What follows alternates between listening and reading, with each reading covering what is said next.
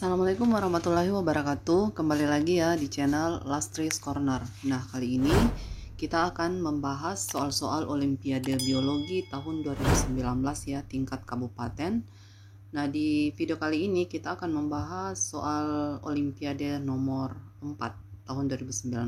Jadi silakan adik-adik simak ya. Nah, di sini mengenai respirasi seluler ya. Jadi respirasi seluler merupakan proses katabolisme bagi organisme aerob yang menghasilkan energi dengan cara memecah makromolekul sehingga menghasilkan ATP. Jadi proses ini dibagi menjadi 3, yaitu glikolisis, siklus Krebs, dan rantai transport elektron. Nah, tentukanlah apakah pernyataan berikut benar atau salah. Nah, sekarang kita lihat dulu ya mengenai respirasi seluler. Nah, yang perlu adik-adik ingat bahwa respirasi seluler itu di beberapa buku ya, penjelasannya itu ada 4 tahapan. Yang pertama ada glikolisis, yaitu proses pemecahan glukosa menjadi 2 molekul asam pirufat. Kemudian ini untuk peristiwa glikolisis sendiri ini terjadi di sitoplasma atau di sitosol. Nah, hasil yang diperoleh dari glikolisis ini adalah 2 ATP, 2 NADH, dan 2 molekul asam pirufat. Kemudian tahap yang kedua itu adalah siklus Krebs. Siklus Krebs ini di beberapa buku itu dia memasukkan dekarboksilasi oksidatif ya, merupakan reaksi antara dari glikolisis menuju ke siklus Krebs. Walaupun pada proses itu tidak dihasilkan sama sekali ATP. Nah, jadi di sini yang kedua adalah siklus Krebs atau biasa disebut dengan siklus asam sitrat. Nah, untuk siklus asam sitrat, dia ini terjadi di matriks mitokondria pada sel eukariot, sedangkan pada sel prokariot sendiri ini terjadi pada sitosol. Sitosol itu sama dengan sitoplasma. Kemudian hasilnya adalah 2 ATP, 8 NADH, 2 FADH, dan 4 CO2. Kemudian tahapan yang ketiga adalah rantai transport elektron. Nah, ini rantai transport elektron ini terjadi pada membran dalam mitokondria. Di sini dihasilkan 34 ATP dan 6 H2O. Jadi secara keseluruhan jumlah ATP yang dihasilkan ini sebanyak 38. Ya, jadi ada 38 ATP. Nah, di sini adik-adik juga bisa lihat ya tahapan-tahapannya, kemudian inputnya apa dan produk yang dihasilkan. Ini semuanya di sini ada ya. Jadi pada tabel ini tahapan dia memasukkan dekarboksilasi oksidatif ya, yang memang di beberapa buku itu dimasukkan dalam respirasi aerob. Walaupun di proses ini di sini dia hanya merupakan reaksi antara saja dari glikolisis menuju siklus Krebs. Jadi tidak ada proses untuk menghasilkan ATP. Nah, sekarang kita lihat satu-satu pernyataannya ya, yang benar atau salah. Bagian A, NADH mengalami reduksi pada proses rantai transport elektron. Nah, kita lihat apakah ini betul atau salah.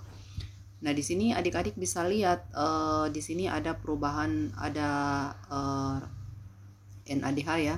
Dari pernyataan ini, NADH ini tidak mengalami reduksi pada rantai transport elektron, tapi NADH ini mengalami reduksi, dia direduksi itu pada peristiwa glikolisis ya, oleh elektron yang dilepaskan dari oksidasi glukosa dan siklus Krebs, yang kemudian di rantai transport elektron itu nanti akan mengalami tahap oksidasi ya. Jadi bukan reduksi yang dialami pada tahap transport elektron, tapi peristiwa oksidasi. Jadi pernyataan bagian A itu salah. Nah, sekarang kita lihat bagian B. Setiap pelepasan karbon dioksida selalu diiringi dengan pembentukan NADH. Nah, sekarang adik-adik perhatikan siklus ya di sini ya. Pertama ini ada pelepasan CO2. Di sini juga terjadi pembentukan NADH. Kemudian yang ini lagi terjadi pelepasan CO2, terjadi pembentukan NADH. Kemudian yang ini lagi terjadi pelepasan CO2 dan terjadi pembentukan NADH. Jadi artinya di sini pelepasan CO2 terjadi pada saat glikolisis dan siklus Krebs dan selalu diiringi dengan lepasnya molekul NADH.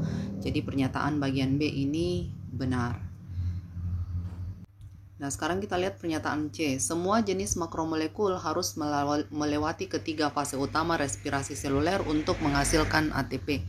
Nah, ini kita bisa lihat ya karbohidrat, protein, asam lemak, itu tidak semuanya harus melalui glikolisis, siklus Krebs, dan rantai transport elektron untuk menghasilkan ATP. Nah, di sini saja asam lemak ya, ini bisa diproses menjadi asetil koenzim A dan dia langsung bisa memasuki siklus Krebs. Kemudian ada beberapa juga jenis asam amino yang juga bisa memasuki siklus Krebs tanpa melalui glikolisis.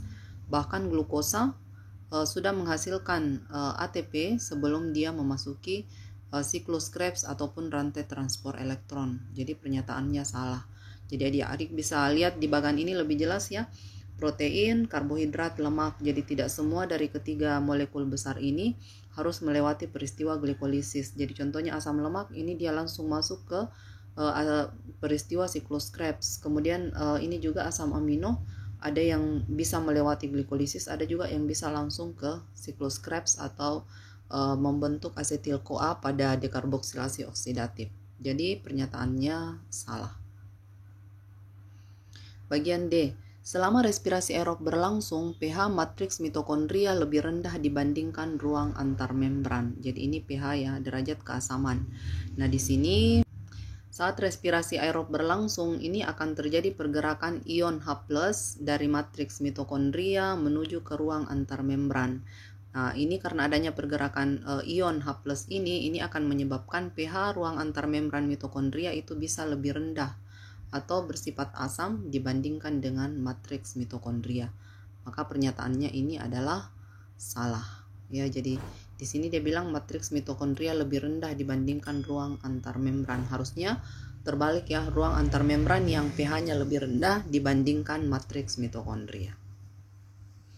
Oke, saya kira untuk soal nomor 4 sampai sekian dulu ya. Jadi adik-adik bisa lihat lagi di video berikutnya untuk soal selanjutnya. Assalamualaikum warahmatullahi wabarakatuh. Semoga bermanfaat.